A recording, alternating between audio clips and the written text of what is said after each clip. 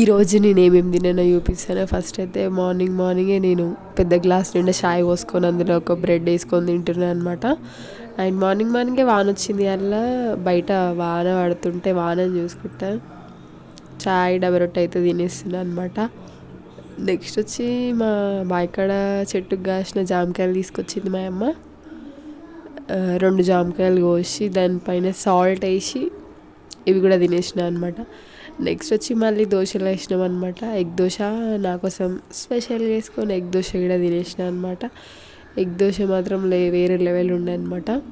And dosa తిన్నాక జరసేపు sleep వేసిన అనమాట. మళ్ళీ 12కి లేచి మా మమ్మీ టమాటా చారు చేస్తే అన్నం తక్కువ చారు ఎక్కువ పోసుకొని చెంచాతోటి టమాటా చారుని తిన్నా అనమాట. నాకు టమాటా చారు ఇట్లా నీళ్ళ తింటేనే సాటిస్ఫాక్షన్ ఉంటుంది అనమాట, లేకపోతే తిన్న ఫీలింగే ఉండదు. మీలో ఎంతమంది నాలానే తింటారు టమాటా చారుని అన్నం తక్కువ చారు ఎక్కువ పోసుకొని?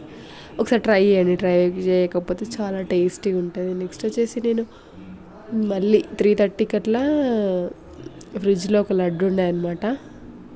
ఆ లడ్డు కూడా తినేసిన అనమాట. అంతే, ఈరోజు నైట్ ఏం తినలేదు ఇంకా. Bye bye.